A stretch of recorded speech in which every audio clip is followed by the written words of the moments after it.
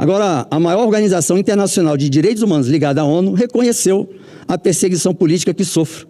Quantos desses veículos de imprensa vão ter agora a decência de fazer uma nova manchete, de dar o mesmo espaço para a verdade que deram para a mentira? Vou esperar alguns dias, talvez algumas semanas, mas se não vier retratação, irei até o último dia da minha vida processando um por um. Não é por vingança, mas por justiça. Porque quem é honesto nesse país não pode ser tratado como bandido. Que inversão de valores é essa? E aqui estão alguns veículos, faço questão de dizer nome a nome, e manchetes que contribuíram para a narrativa contra mim, gerando para a sociedade uma imagem negativa ao senador Marcos Duval, uma imagem de pânico para minha família, e não entendendo as consequências de uma narrativa mentirosa, organizada e orquestrada pelo Biden.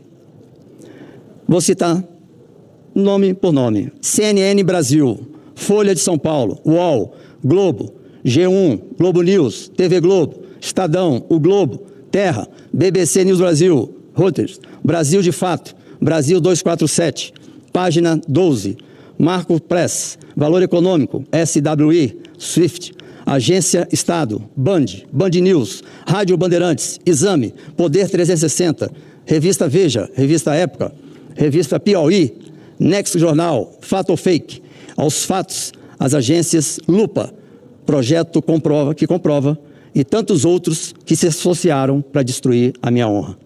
Todos esses veículos participaram da tentativa de assassinar a minha reputação. Nenhum fez jornalismo. Fizeram parte de um consórcio narrativo onde o réu era definido durante as investigações sem ser denunciado, sem ter processo, sem ter condenação.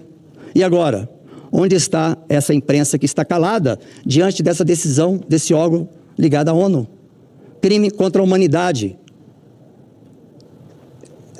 O Brasil não entendeu, a imprensa não entendeu o que é um crime contra a humanidade. Enquanto antes faziam fila para distorcer e atacar, ficava lotado aqui da imprensa, hoje tem ninguém, está vazio, para distorcer, atacar, denegrir a minha imagem. Hoje estão em silêncio.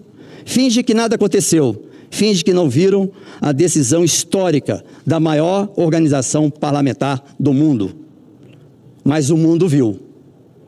O meu caso já foi registrado e está sendo registrado e noticiado por veículos como New York Times, The Washington Post, BBC Mundo, Reuters, El País, SWI, La Derecha, Diário da Argentina, Gateway, Punting, Estados Unidos, Plataforma for Peace and Humanitarian, Panam Post, Diário das Américas, Infoab, Hanson Foundation, entre outros. A pergunta é, por que só a imprensa nacional se recusa a reconhecer? Está no site desse órgão. Entrem lá, verifiquem o ano, o tamanho, para vocês não dizerem que não tinham informações. Como é que a imprensa não tem informação de um órgão como esse? Maior e mais antigo do planeta. A pergunta é, por que só a imprensa nacional, né, se recusa a reconhecer? Porque antes, quando era para atacar todos publicavam. Não importava. Para falar de Duval, bastava dizer que ele era doido. Bastava dizer que ele falava, mas não provava. E eu mandando documentos para todos os órgãos. E agora que a verdade veio à tona, ninguém tem coragem de escrever uma linha dos crimes cometidos pelo Alexandre de Moraes. Está aqui, desde a apreensão do passaporte, meu direito a ir e vir, censura e tudo mais. Está aqui descrito. A decisão foi unânime no dia em abril, Genebra, na Suíça. Será que é porque essa verdade demonstra toda a narrativa que construíram com tanto empenho que era mentira? Ou será que é porque nunca foi sobre jornalismo, foi sobre controle, ativismo? Nada foi feito fora da lei. Por isso, passados-se 2 anos e meio, nada foi encontrado. Continuo limpo, honesto, incorruptível, sem rabo preso. Tanto é que a UIP, por unanimidade, deu essa decisão histórica. Isso aqui é histórico. Desde 1880, foi a primeira vez na história. E digo ainda, isso é para o presidente Bolsonaro. Presidente, nosso ex-presidente e futuro presidente, o senhor foi vítima de um roubo. Roubaram a sua eleição. Eu falo porque eu tenho muitas provas. E essas provas não vão ser mostradas por mim, mas para os órgãos competentes aos quais eu entreguei. E sempre afirmei, não teve golpe. 8 de janeiro não teve golpe. Teve manipulação dos algoritmos para que patriotas viessem aqui no dia 8. Por isso que chegou 150 ônibus um dia antes. Tem muita coisa que o Brasil ainda vai ter acesso.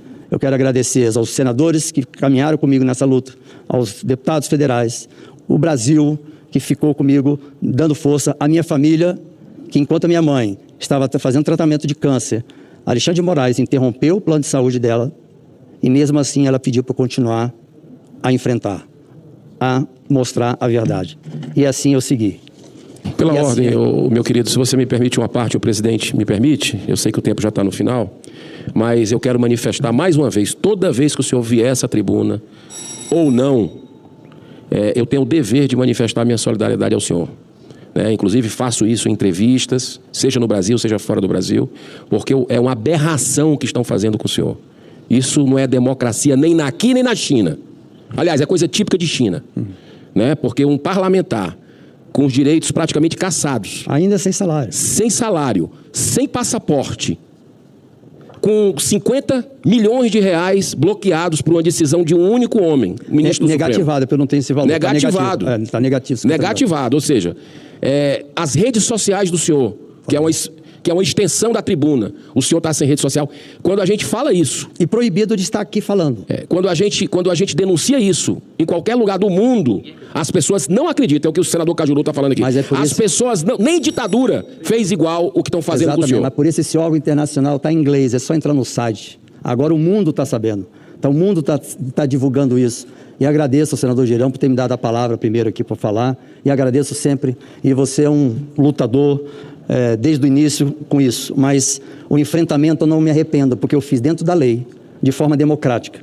E aqui, um órgão internacional, de forma unânime, eu nem fiz denúncia a esse órgão. Esse órgão soube e começou a investigar sem eu ter conhecimento. E só quando tomaram a decisão que, de fato, eu estava sofrendo perseguição política, que é crime contra a humanidade, quando eles me avisaram da decisão que houve em Genebra.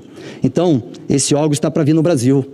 E vai perguntar aos 3 poderes se eu continuo sofrendo minhas violações de direitos humanos. E crime contra a humanidade, qualquer país democrático pode condenar o ministro Alexandre de Moraes à revelia, porque não é um crime contra patriota, não é um crime contra bolsonarista, não é um crime contra o brasileiro, é um crime contra a humanidade. Não é só botar no paredão e fuzilar, não é botar numa câmara de gás.